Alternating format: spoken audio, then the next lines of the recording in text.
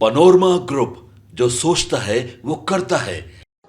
नमस्ते, मेरा नाम धीरज शर्मा है और आप न्यूज हाट देख रहे हैं। हमारे कार्यक्रम पेपर वाला में आप सभी का बहुत बहुत स्वागत है। तो आज की जो भी मुख्य खबरें हैं एक एक करके चर्चा कर लेते हैं। 8 अक्टूबर 2020 ये कोई नहीं भूल सकता है। इसी दिन रामविलास पासवान का निधन हुआ था और नहीं जो है 14 जनवरी 2021 को भूला जा सकता है जब लोजपा टूटी थी। और आज जो तस्वीरें निकलकर सामने आ रही हैं और पशुपति कुमार पारस के साथ जो हो रहा है, इस दिन को भी लोजपा रामविलास से जुड़े हुए लोग, राष्ट्रीय लोजपा से जुड़े हुए लोग तो कभी नहीं भूल पाएंगे। वो दिन याद कीजिए जब रामविलास पासवान के निधन के ठीक 3 महीने बाद, तकरीबन 3.5 महीने बाद पार्टी टूट गई। चाचा ने प्रेस कॉन्फ्रेंस करके ऐलान कर दिया। सारे सांसदों ने जो है चाचा को अपना नेता मान लिया और बहुत तरह की बातें हुई। चिराग पासवान उन दिनों बीमार चल रहे थे। कई तरह की हो सकती है बीमारी, तो किसी को भी हो सकता है, तबीयत किसी का भी खराब हो सकता है। अस्वस्थ थे। ये सूचना जैसे उन तक पहुंची, राजू तिवारी के साथ दौरे भागे पशुपति कुमार पारस के घर पहुंचे थे। वो दिन हमको याद है। इंट्राकेट हाथों में लगे हुए थे। चिराग पासवान साफ दिखाई दे रहा था कि वो बीमार है। गेट को उन्होंने नॉक किया, एक बार नहीं दर्जनों बार बेल बजाए, बावजूद इसके गेट नहीं खुले। गेट तकरीबन 25 मिनट बाद खुले भी तो पशुपति कुमार पारस मौजूद नहीं थे, वो मिल न सके। कुछ देर तक इंतजार चला, उसके बाद चिराग पासवान लौट आए। अब समझ जाइए कितना निराशाजनक स्थिति थी, कितनी चिंता वाली बात थी कि किसी के पिता का निधन हुआ, पार्टी टूट गया, चाचा मिलने से इनकार कर दिए और भी कई तरह की गतिविधियां परिवार में चल रही है। पूरा परिवार का कुनबा बिखर चुका है और एक बेटे को जो रामविलास पासवान का वारिस है, जिसने कहीं ना कहीं मन में एक सपना बना रखा था, एक आशा थी उनके दिल में कि भाई बिहार के लिए काम करेंगे, राजनीति में आएंगे और पूरा परिवार मिलकर अच्छे से पार्टी को चलाएंगे, सब टूट गया, बिखर गया। खैर, लेकिन पुरानी बात है, उस पर चर्चा करना ज्यादा उचित नहीं होगा। इन दिनों पारस से धीरे धीरे करके हर चीज छीना जा रहा है। बंगला भी खाली करना पड़ा, पहले केंद्रीय मंत्री के पद से इस्तीफा देना पड़ा।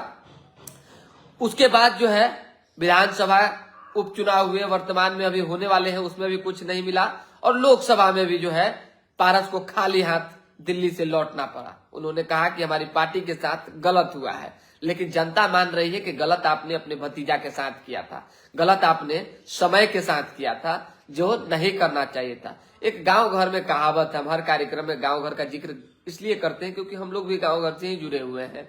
जस करनी तस भोगा हो दाता। तो राजनीति में बहुत चीजें तोपा झपा जाता है, लेकिन बहुत चीजें उजागर हो जाती है। और जब परिवार में आप किसी तरह की फूट डालने की कोशिश करेंगे और मन में किसी तरह की चोर बैठ जाएगी, मतलब चोर शब्द का अर्थ इसलिए है क्योंकि मन में अगर पाप बैठ जाएगा, मतलब कि बेईमानी आ जाएगी, कई तरह की चीजें आप सोचने लग जाएंगे कि भाई फलनमा का संपत्ति है, पड़ोसी का संपत्ति, हथियार लेते हैं। हम एक कहावत कह रहे हैं, किसी के ऊपर नहीं कर रहे, जान लीजिएगा, हथियार लेते हैं, क्या होगा आप ही बताइए।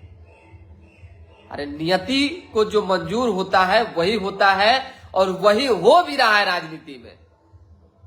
चिराग पासवान अपने भाई प्रिंस राज से बहुत मोहब्बत करते थे, जो भाई से भाई मोहब्बत कर सकता है और करता है, लेकिन प्रिंस राज ने भी साथ छोड़ दिया था और चले गए थे चाचा के साथ। समस्तीपुर से सांसद थे, कई तरह की बात विवाद हुई। जब चिराग पासवान लौटे थे, थोड़ा सा बता देते हैं क्योंकि वाक्य हमको याद है, बहुत अच्छे से याद है। पहली दफा पटना जब चिराग पासवान आए थे तो एक बड़ी रैली करने वाले थे और उस रैली से पहले उनका देखिए कृष्णा कुमार राजा, गुड मॉर्निंग, सभी लोगों को सुप्रभात। हम थोड़ी देर में सभी लोगों का नाम लेकर जो है गुड मॉर्निंग करेंगे और आभार जताएंगे, लेकिन थोड़ा सा बता देते हैं। उस दौरान जो है चिराग पासवान ने पत्रकारों को बुलाई थी, कई पत्रकार पहुंचे थे। उस समय तो होता नहीं है कि भाई सत्ता जिसके साथ है उसके साथ लोग हैं, तो पत्रकार भी कहीं ना कहीं बड़ी मीडिया की हम बात करें, हम नाम नहीं लेंगे किसी का, वो भी उनसे दूरी बना लिए थे, क्योंकि कहां से नकेल था, कहां से चाबी थी, ये किसी से छिपी बात नहीं है। तो ऐसे में उस दौरान कुछ ही लोग पहुंचे, तो डिजिटल के लोग जो है यानी डिजिटल पत्रकार जो थे वो ज्यादा संख्या में वहां पहुंचे थे। बहुत सारी बातचीत हुई, हम भी मौजूद थे। चिराग पासवान ने तब भी कहा था, इतना संकट में भी कहा था कि भाई को नहीं छोड़ेंगे, लेकिन भाई ने छोड़ दिया। चिराग पासवान ने यह भी कहा था कि हमको तोड़ने में किसका हाथ है, ये किसी से छिपी बात नहीं है। और आज भी जो है आप समझ लीजिए कि चिराग पासवान को लेकर जो है कहीं ना कहीं जो चर्चाएं चल रही है उसमें उनके अपने भाई को लेकर एक दिल में प्रेम है। लेकिन खैर ये सब पुरानी बातें हैं। अब चर्चा कर लीजिए कि भाई मेन अब क्या होगा, आने वाले दिनों में क्या होगा, पशुपति पारस का स्टैंड क्या होगा। क्योंकि घर खाली करना पड़ा तो स्वाभाविक सी बात है, पशुपति कुमार पारस की पार्टी अब सही से कुल मिलाकर रही नहीं। चिराग पासवान उस बंगले में जाएंगे, उसको अपना पार्टी का दफ्तर बनाएंगे। यही तमाम बातें होगी। 4 नेता का हमने जिक्र किया, कौन 4 नेता थे जिन्होंने पार्टी तोड़ने में अहम भूमिका निभाई। पार्टी को भी तोड़ा, परिवार को भी तोड़ा।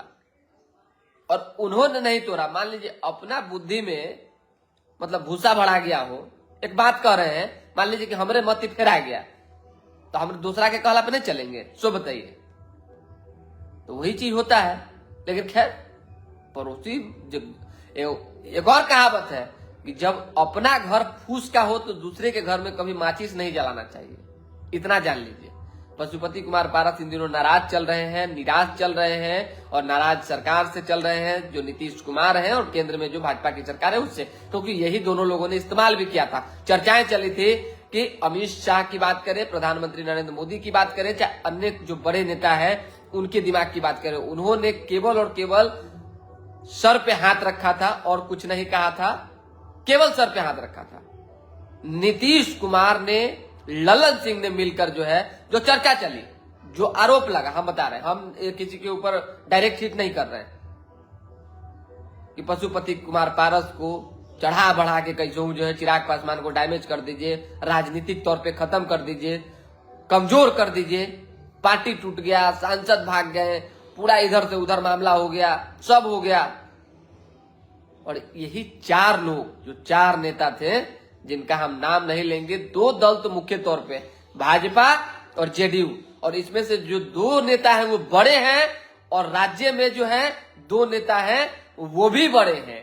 एक तो भाई सबसे बड़े हैं राज्य में, हम नाम नहीं लेंगे। खबर थी तो हमने आपको बता दिया। चिराग पासवान इन दिनों लगातार मेहनत कर रहे हैं, आगे बढ़ रहे हैं और राजनीति में वो मुकाम उन्होंने हासिल कर ली है जो शायद अब उनको कमजोर कर पाना आसान नहीं होगा। देखिए आशीष अस्ति क्या लिखते हैं जी, कुमार भगत जी, आप ऐसे पत्रकार हैं जिनका विषय काफी सटीक होता है। बहुत बहुत धन्यवाद सर आपका, आप देखते हैं इसके लिए शुक्रिया। लगातार थोड़ा शेयर वुअर कीजिए, कमेंट वमेंट ऐसे ही करते रहिए और खबर जो है हर दिन देखते रहिए। तो अब जो है मजबूत खंभा की तरह लोजपा रामविलास बिहार की राजनीति में अपना पांव जमा ली है। अभी जो वर्तमान में स्थितियां हैं और उसमें कई तरह की जो है इधर उधर की बात आ रही है कि भाई फलना टूट रहा है, चिल्ला टूट रहा है, ये भाग रहा है, वो भाग रहा, इस खबर में कोई सच्चाई नहीं है। जो अफवाहें होती है वो उड़ाई जाती है, जो सच्चाई होती है उसे दबाई जाती है और सच्चाई सामने एक न एक दिन आ ही जाएगा। बाकी इधर उधर जाना आना लगा रहता है, राजनीति है। और अगर कोई नेता एक्सपेक्ट करते हैं, मान लीजिए कि चिराग पासवान से हमारा बहुत अच्छा संबंध है, एक उदाहरण के तौर पे हम बता रहे हैं, और हम कभी उनको फोन किए और फोन न उठाए तो मन में एक तकलीफ होगी कि भाई बताइए इतना फोन किए, इतना लगाव है, फोन किए नहीं उठाए। लेकिन ऐसा नहीं है, आप उनकी जिम्मेदारी को समझिए, उनकी जो व्यस्तता को समझिए, उनके काम को समझिए, उनके लोड को समझिए, तब आपके मन में कोई टीस कोई तकलीफ नहीं रह जाएगी और आपका व्यवहार संबंध भी बना रहेगा। वही राजनीति है।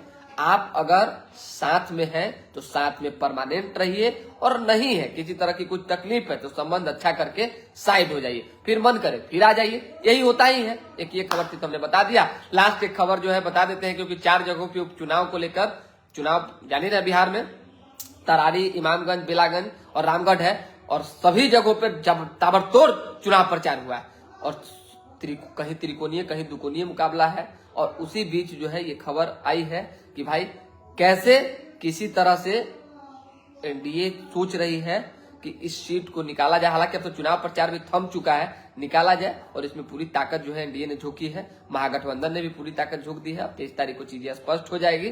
फिलहाल सुधाकर सिंह और संतोष सिंह में जबरदस्त फाइट हो गई। मतलब कहते हैं ना कि लोहा को लोहे काटता है, साफ भाषा में। इसीलिए अगर कोई फलना जात का आदमी बोला है तो फलने जात से जो है हिट करवाइए। तो सुधाकर सिंह राजपूत समझ से आते हैं, कड़ा है थोड़ा, मतलब पहले भी हम बता चुके हैं कि कड़ा मिजाजी आदमी जो है जब बोलता है तो बोलते समय सोचता नहीं है। उन्होंने कहा विधायक हमारे सामने, मतलब सांसद के सामने विधायक कुछ नहीं होता है। 3 बूथों पर पिछले बार लाठी खाए थे दंगाई, और इस बार जो है 300 बूथों पर लाठी खाएंगे, और भी कई तरह की बात। मंत्री संतोष सिंह है, उनके ऊपर जो है भ्रष्टाचार का भी आरोप लगाया था, जिसके बाद 100 करोड़ का मानहानि का लीगल नोटिस जो है सुधाकर सिंह को उन्होंने भिजवा दिया है। अब सुधाकर सिंह किस तरह से जवाब देंगे, उनके पास जो मोहलत दिए गए हैं उसी मोहलत में जवाब देना है, वो सुधाकर सिंह ही जाने। लेकिन सब कुछ सब शांति माहौल है चारों विधानसभा में। अब अंदर अंदर जो है चीजें चल रही है। चलिए फिलहाल के लिए दे हमें इजाजत, हमारे साथ बने रहे, देखते रहे न्यूज हाट। कौन लोग हैं तो बता देते हैं। एमडी इमाम जी हैं, good morning sir, good morning. जो लोग भी देख रहे हैं उनको सुप्रभात। और लगातार जो है आप लोग देखते हैं, हमको पेपर वाला कार्यक्रम को पसंद करते हैं, इसके लिए शुक्रिया। बस थोड़ा सा 1, 2, 3 दिन हो सकता है कि आपसे दूरी हो जाए हमारी, क्योंकि हमने पहले ही बताया कि एक कार्यक्रम में हम बिजी हैं और उसी कार्यक्रम को लेकर अभी जो चल रहा है थोड़ा कार्यक्रम नजदीक आ जाएगा, तो हो सकता है कि 1-2 दिन हम गैप लें, क्योंकि छुट्टी तो आप हमको भी दीजिएगा ना जी। तो उसके बाद हम रेगुलर, लगता है कि 25-26 के बाद रेगुलर हम कार्यक्रम करेंगे। चलिए बहुत धन्यवाद।